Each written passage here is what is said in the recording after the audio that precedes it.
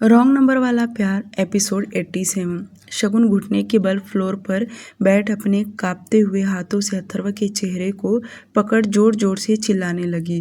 तब तक काया और शनि चलते हुए उसके पास आए और काया मच मच करते हुए घुटने के बल बैठी।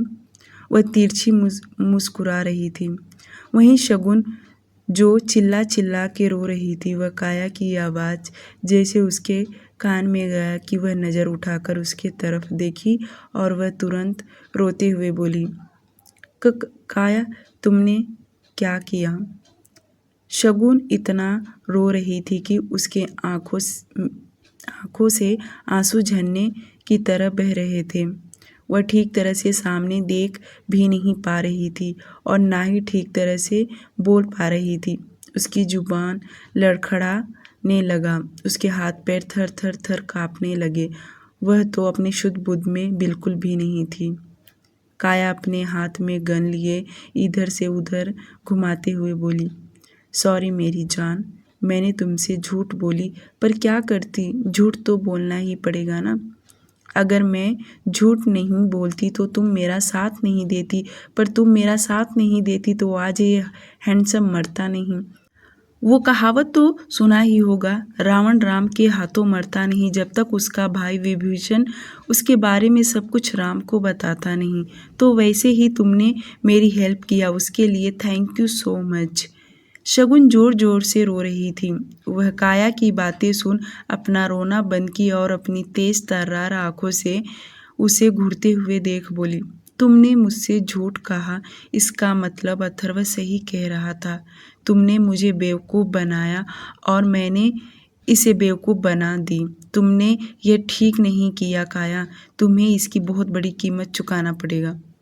शगुन बोल ही रही थी कि काया अपनी पिस्तौल से शगुन के चीन पर लगाकर जोर देकर थोड़ा ऊपर की और बोली, अच्छा तो तुम्हें भी बोलना आता है? मुझे तो लगा तुम्हें गिने चुने कुछ शब्द ही आते होंगे बोलने, पर मुझे क्या पता था अथर्व के साथ रहकर अच्छा खासा सीख गई हो बोलना। वेल डन, कोई बात नहीं, बाय, टेक केयर।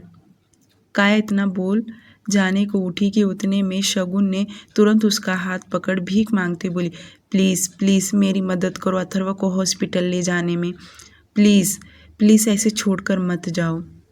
शगुन को इस तरह भीख मांगता देख काया हंसने लगी और बोली, तुम्हें क्या लगता है ये जिंदा है और ये बचेगा? बिल्कुल नहीं। वैसे मेरा इरादा तो तुम्हें भी मारने का था, पर क्या है ना, तुमने मेरी मदद की है इसलिए तुम्हें छोड़ रही हूँ, क्योंकि वैसे भी यहाँ पुलिस आकर तुम्हें ले जाएगी। वैसे भी अब तुम्हारा जीने का कोई वजूद नहीं है। काया शगुन से बोल ही रही थी कि उतने में शनि बोला, जल्दी यहाँ से निकलो। शनि इतना बोला कि काया तुरंत अपना गन पॉकेट में अंदर डाली और जाने लगी। उतने में शगुन उठकर दौड़ते हुए उसका पैर पकड़ ली और बोली, प्लीज़ मेरी मदद करो अथर्व को हॉस्पिटल ले जाने में, प्लीज़ प्लीज़ प्लीज़। शगुन अपना पूरा ताकत लगाकर काया का पैर पकड़ लिए, पर काया अपने दूसरे पैर से उसके सिर पर जोर से दे मारी। उसके इस तरह से मारने से भी शगुन उसके पैर को छोड़ नहीं रही थी कि उसके गार्ड ने झुककर शगुन की बाहें पकड़ उसे साइड ढकेल दिया और चारों वहाँ से जल्दी से निकले और उनके पीछे शगुन भागते हुए आ रही थी, जो देख उन लोगों ने तुरंत दरवाज़ा बंद कर दिया। शगुन दरवाजे के पास पहुंचकर जोर जोर से दरवाज़ा पीटने लगी, प्लीज़ दरवाज़ा खोलो, प्लीज़ प्लीज़। शगुन ये भी बोलते जा रही थी कि तुमने अथर्व पर गोली क्यों चलाई, वह तुमसे माफ़ी मांगने आया था ना, प्लीज़ काया दरवाज़ा खोलो वरना मर जाएगा। शगुन को लास्ट वाला शब्द ठीक से मुंह में से नहीं निकला। वह दरवाजे पर इतना ज़ोर ज़ोर से अपने हाथों से पीट रही थी, फिर भी दरवाज़ा किसी ने खोला नहीं, क्योंकि यह होटल 25वें मंजिले से भी ऊपर था और यह लोग टॉप फ्लोर टेरिस पर थे और नाइट का टाइम था जहां पर वीआईपी गेस्ट और सेलिब्रिटी आए हुए थे। हर फ्लोर पर अलग ही धमाका चालू था। ऊपर क्या सीन चालू है किसी को कानो कान पता तक नहीं और ना ही गोलियों की आवाज़ किसी को सुनाई दिया। शगुन लगातार दरवाजे पर अपना हाथ पीटे जा रही थी कि अचानक उसे एहसास हुआ कि अथर्व तो एक ही जगह पर पड़ा है। वह तुरंत भागते हुए वापस अथर्व के पास आई और देखी तो अब उसका ब्लड उसके वाइट शर्ट पूरा रंग गया और यहाँ तक कि उसका ब्लड फ्लोर पर भी बह रहा था क्योंकि उसे 2 गोलियां लगी जिसके कारण उसका खून तेजी से बह रहा था। शगुन आसपास दौड़ने लगी, चिल्लाने लगी, कोई है, प्लीज़ मेरी मदद करो, कोई है, कोई सुन रहा है मेरी आवाज़। पर उसे आस पास इस सन्नाटे में सिर्फ हवाएं बह रही थी और शगुन का आवाज़ गूंज रहा था। बाकी दूर दूर तक कोई उसे दिखाई नहीं दे रहा। शगुन का बुरा हाल होने लगा। वह पूरी तरह ब्लैंक हो चुकी थी कि वह क्या करे। उसे बस ऐसा लग रहा था कि कोई आ जाए और उसकी मदद कर दे। वह तुरंत घुटने के बल बैठ अथर्व का चेहरा पकड़ उसे उठाने लगी। अथर्व उठो ना, प्लीज़ उठ जाओ। अथर्व देखो यहाँ कोई नहीं है, मुझे डर लग रहा है, प्लीज़ उठो ना। देखो सॉरी बोल रही हूँ, मुझसे गलती हो गया, आइंदा कभी नहीं होगा। अथर्व प्लीज़ मुझे डांट लगाओ। अथर्व मुझ पर गुस्सा करो, मुझसे चिल्लाकर बातें करो, प्लीज़ अथर्व उठ जाओ ना, मुझे बहुत डर लग रहा है, देखो यहाँ बहुत अंधेरा है। शगुन अथर्व को उठाने की लाख कोशिश कर रही थी पर अथर्व उठ नहीं रहा था। अब शगुन भी बेहाल हो गई। अब वह उम्मीद छोड़ रही थी कि तभी उसे याद आया कि क्यों न वह तेजा को कॉल करे। पर तुरंत अपना मोबाइल ढूंढने लगी पर उसे याद आया कि वह जहाँ खाना खा रही थी वहाँ तो अपना पर्स वहीं छोड़कर आई है। थोड़ी सी उसे उम्मीद आया था, अब वह भी चला गया। शगुन फिर से उठी और लड़खड़ाते हुए भागते भागते दरवाजे के पास आई और फिर दरवाजे पे हाथ जोर जोर से पीटने लगी, यहाँ तक कि उसके हाथों में दर्द होने लगा। उसका गला सूख रहा था क्योंकि वह अपना मोबाइल नीचे ही भूल गई थी कि तभी उसे याद आया कि अथर्व का मोबाइल तो उसके पास होगा। वह वापस तेजी से भागते हुए अथर्व के पास आई और वह उसके जेब पॉकेट में हाथ डाल मोबाइल ढूंढने लगी तो उसके राइट साइड के जेब में मोबाइल मिल गया। यह देख शगुन को फिर से उम्मीद जाग गया और वह मोबाइल ले तुरंत ऑन की पर मोबाइल पर पासवर्ड था तो वह तुरंत बिना सोचे समझे पैटर्न बनाने लगी। सबसे पहले वह ए बनाकर देखी तो भी मोबाइल का पासवर्ड नहीं खुला। उसने अपना शगुन का यस टाइप की तो भी नहीं खुला। अब तो वह बहुत परेशान हो गई। उसे जैसे मोबाइल मिला कि उसकी उम्मीद जागा कि वह जल्दी से तेजा को यहाँ बुला लेगी या तो होटल के मैनेजर को कॉल करके हेल्प ले लेगी, पर मोबाइल का पैटर्न ही नहीं, उसे नहीं पता कि कैसे खुलता है। शगुन अब फिर से रोने लगी। वह अथर्व के मोबाइल चालू करने का सोचने लगी कि वह किस तरह चालू करता था पर उसे कुछ याद नहीं आ रहा।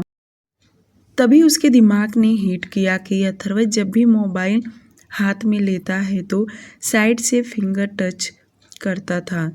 यह याद आते ही शगुन तुरंत अथर्व का हाथ पकड़ी और उसकी उंगलियां मोबाइल के राइट साइड कॉर्नर में जैसे टच की उसका मोबाइल अनलॉक हो गया।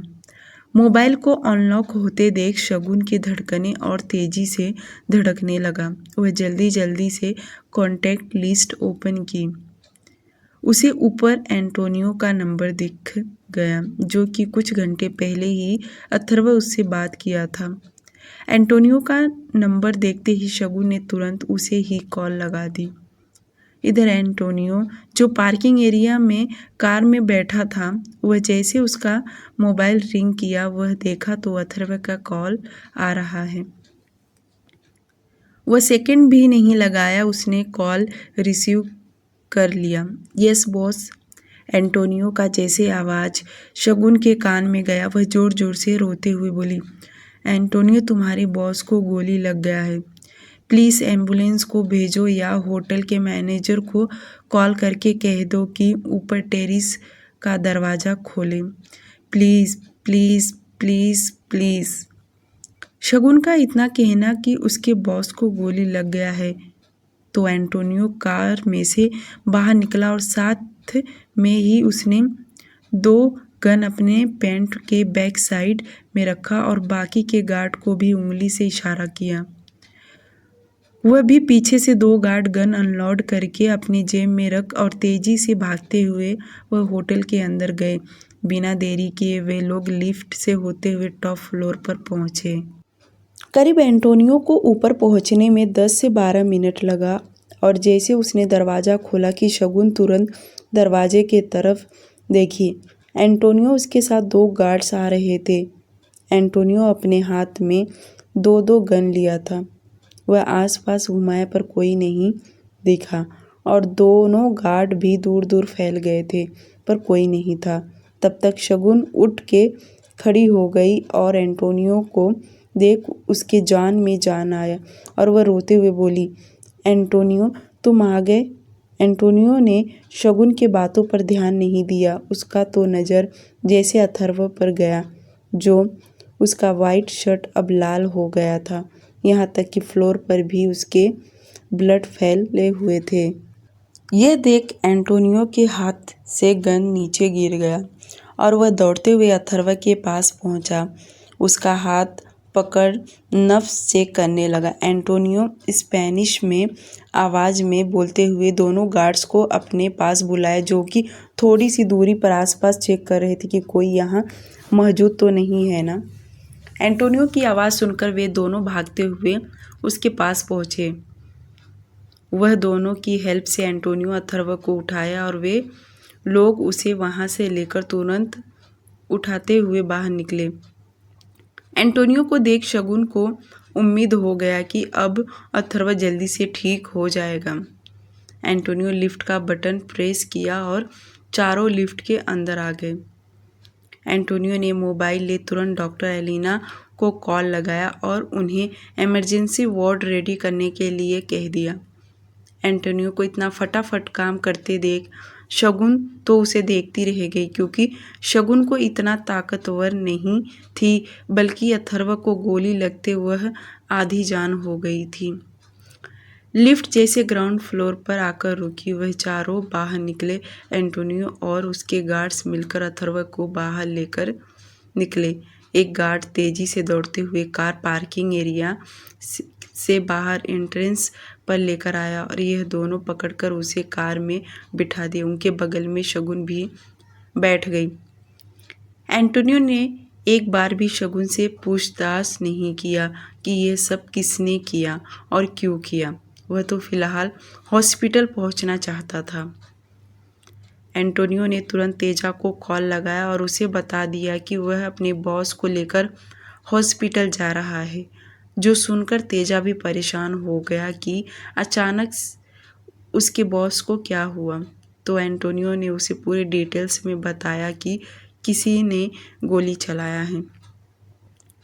शगुन भगवान से लगातार दुआ मांग रही थी कि अथर्व ठीक हो जाए।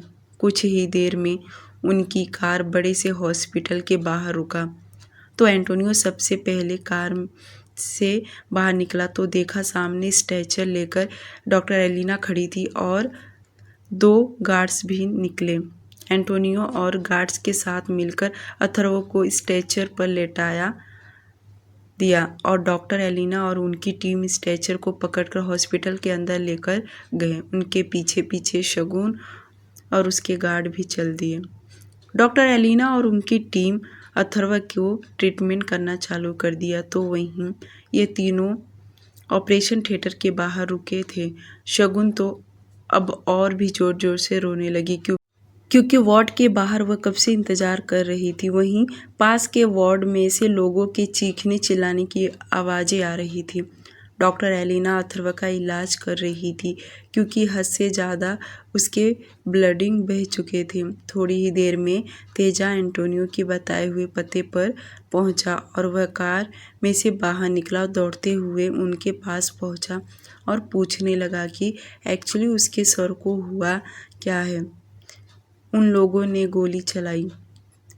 तेजा एकदम हाइपर होकर एंटोनियो से पूछते जा रहा था, तो वहीं एंटोनियो ने एक नज़र शगुन की तरफ देखा और बोला, मुझे इसके बारे में कुछ नहीं पता, तुम मैम से पूछो, क्योंकि वह उनके साथ थी।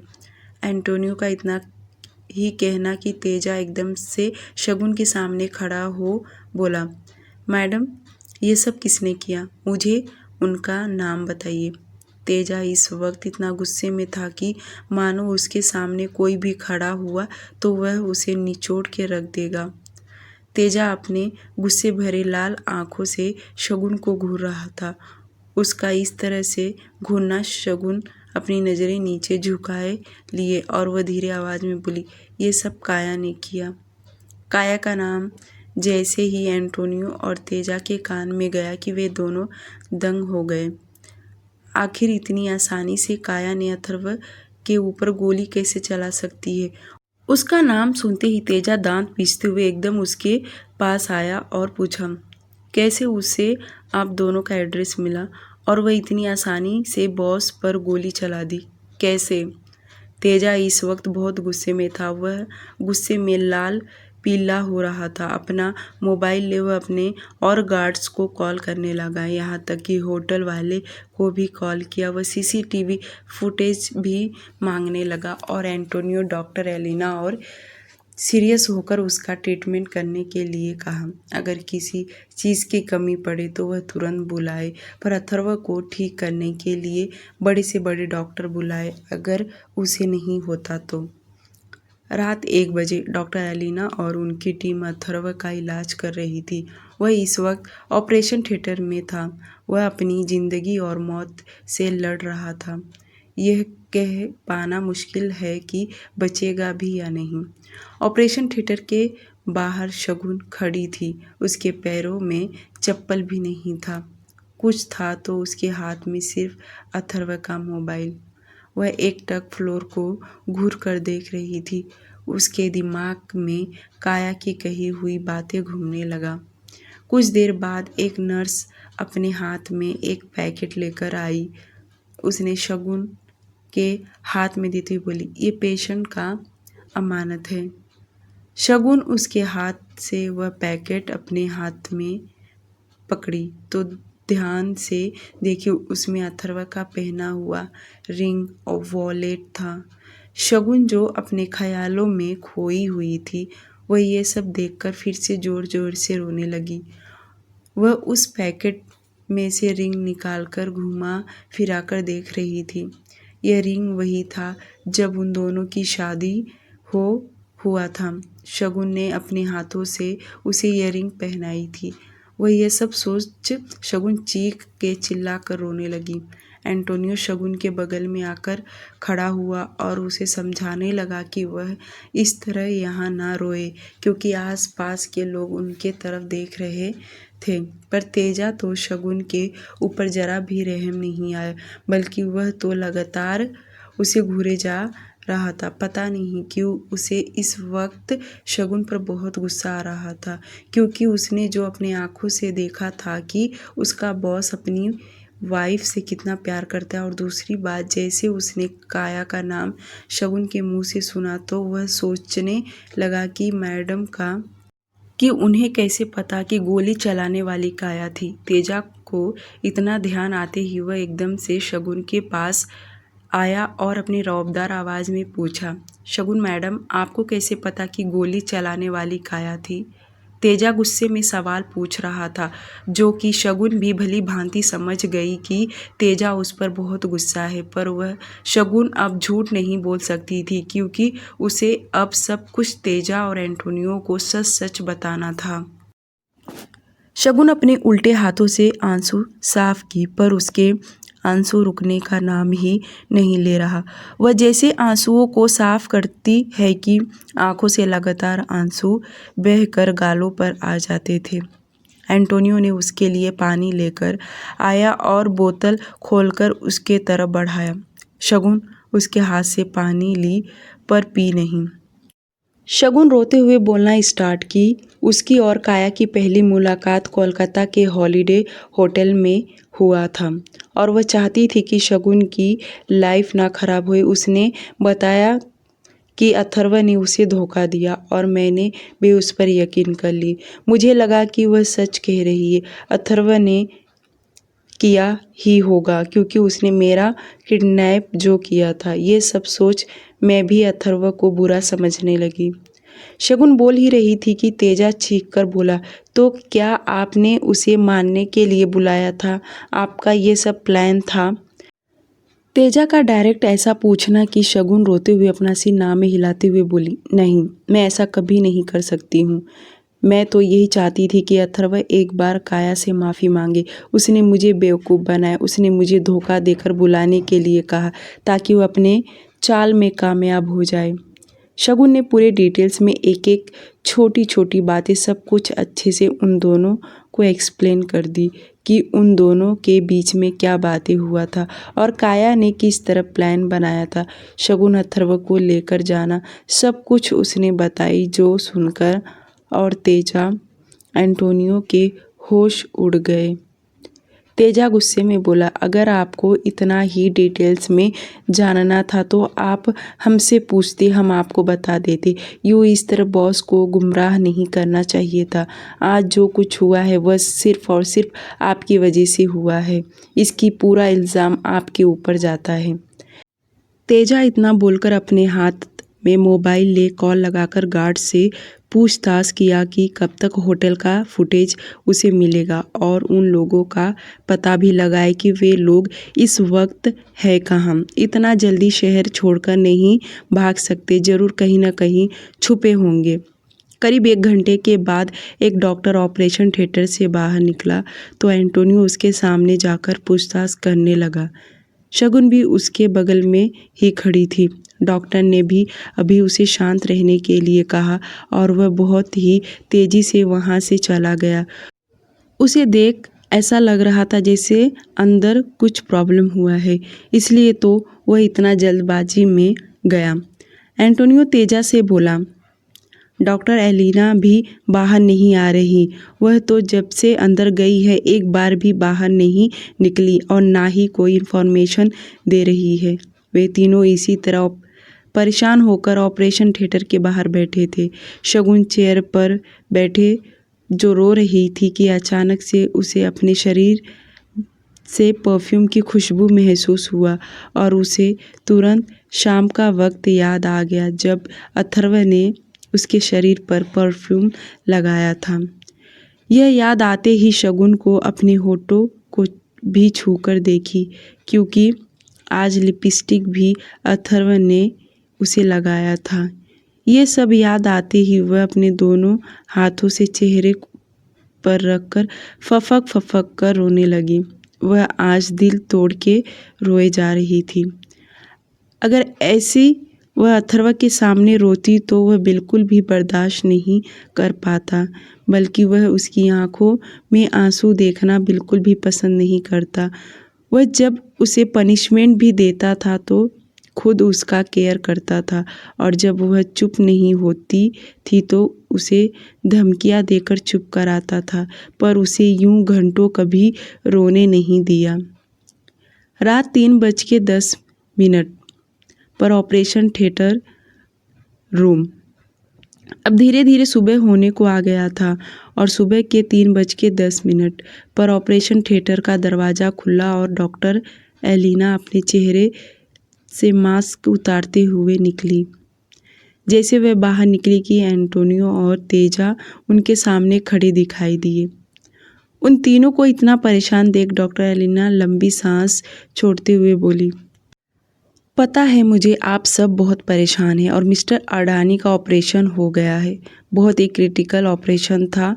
उन्हें 2 गोलियां लगी थी और तो और दोनों गोलियां उनके हार्ट के बहुत करीब थी जिससे वह बच गए, वरना अब तक तो उनको बचा पाना मुश्किल होता। उतने में शगुन एकदम से सामने आके बोली, अब कैसी है उनकी तबीयत? क्या मैं उनसे मिल सकती हूँ? शगुन का इतना कहना कि डॉक्टर एलिना उसके तरफ देख बोली, बिल्कुल नहीं मिसिस अडानी, अभी तक उन्हें होश नहीं आया है। हम उम्मीद करते हैं कि उन्हें जल्द से जल्द होश में आ जाए। वरना क्या?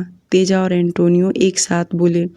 वरना यही कि मैं अभी कुछ कह नहीं सकती हूँ, क्योंकि पेशेंट जब तक होश में नहीं आएगा तब तक हम कुछ नहीं कर सकते। पहले उन्हें होश में आने दीजिए। डॉक्टर एलिना इतना बोल वहाँ से चली गई और उनके जाने के बाद शगुन धड़ाम से चेयर पर गिरी। उसके गिरने की वजह से तेजा और एंटोनियो दोनों उसी के तरफ देखे।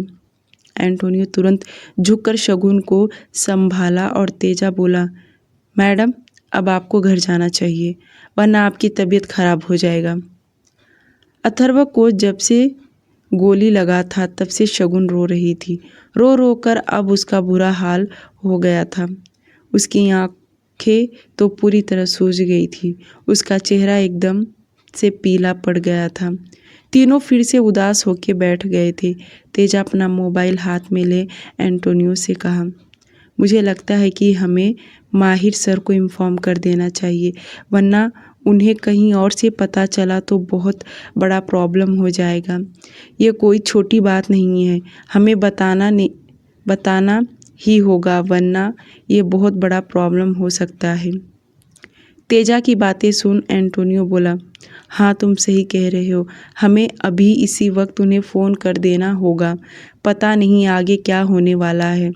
बस एक बार डॉक्टर एलिना बाहर निकले, उसके मुंह से सुनकर ही राहत मिलेगा। माहिर का नाम सुन शगुन जो रो रही थी वह चुप हो गई और एंटोनियो से पूछी, ये माहिर कौन है? ये सुन एंटोनियो बोला, माहिर सर बॉस के बड़े भाई जैसे हैं। भाई जैसे हैं मतलब भाई नहीं है, शगुन बोली।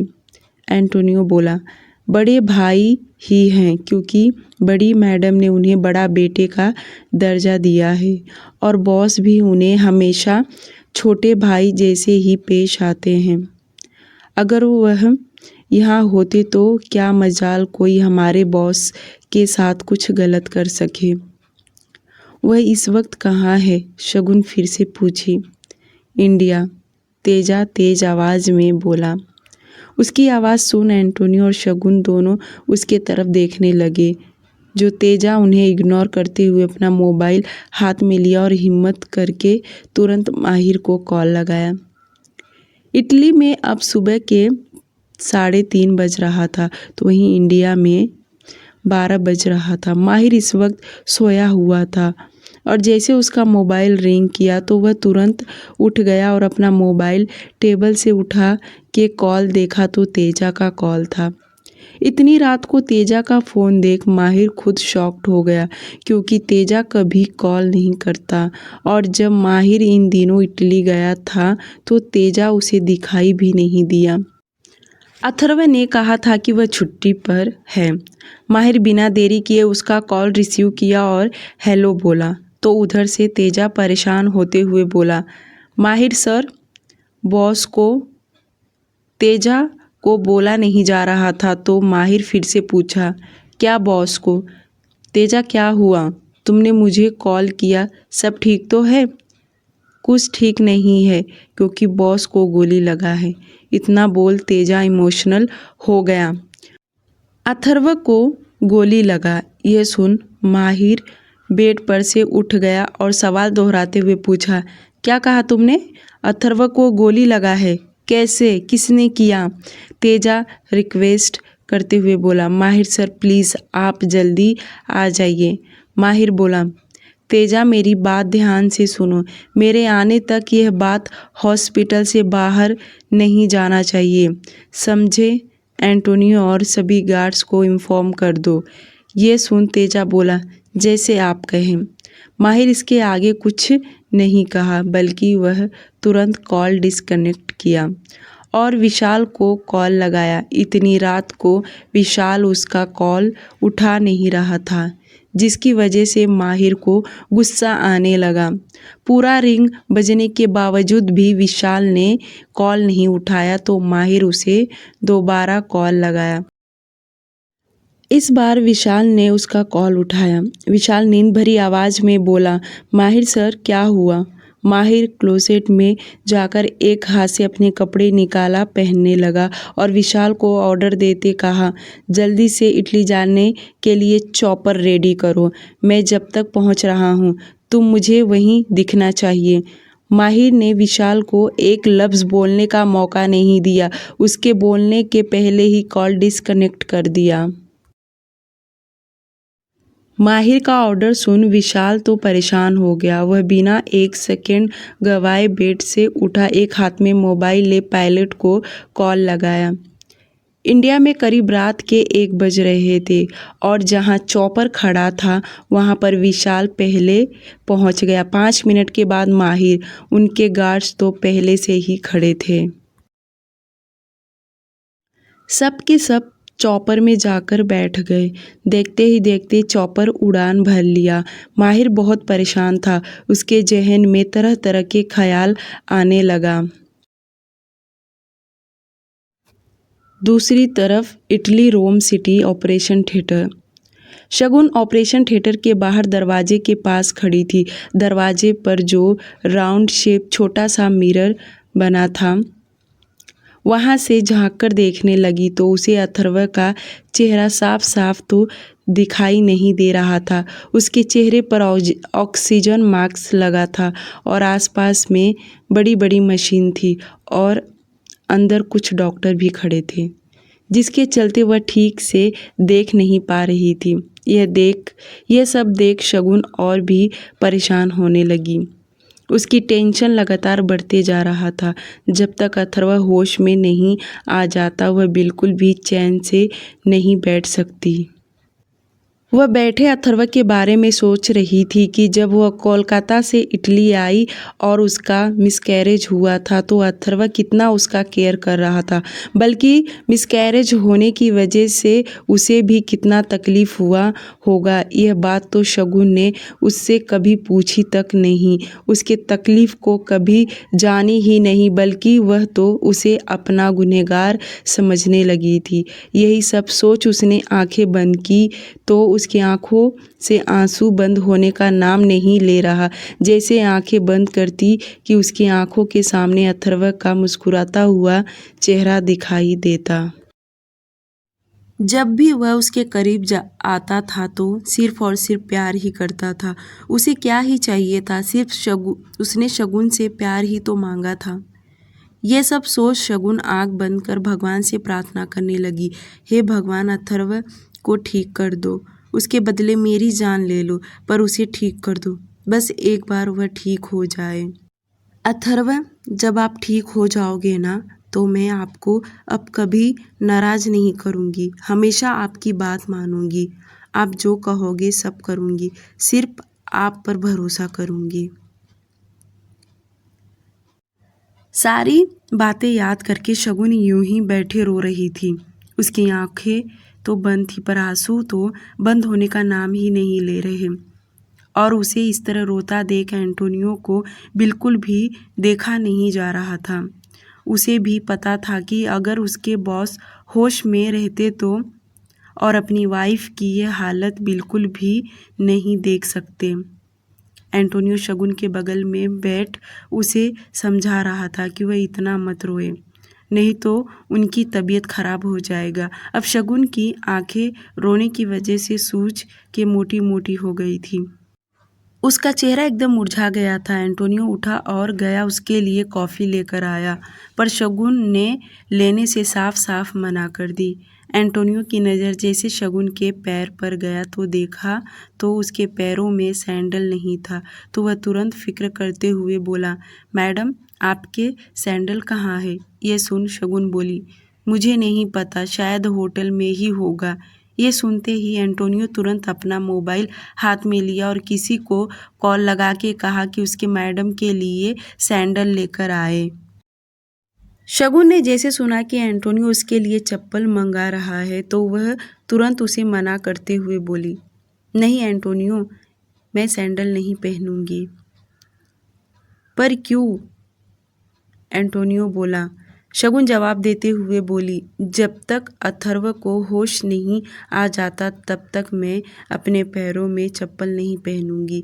भले इन पैरों को तकलीफ़ होने दो, इन्हें भी दर्द का एहसास होने दो, क्योंकि अथर्व के दर्द के सामने यह दर्द कुछ भी नहीं है। आज के लिए सिर्फ इतना ही। प्लीज़ इस स्टोरी को लाइक और चैनल को सब्सक्राइब कर दीजिए। Thank you so much.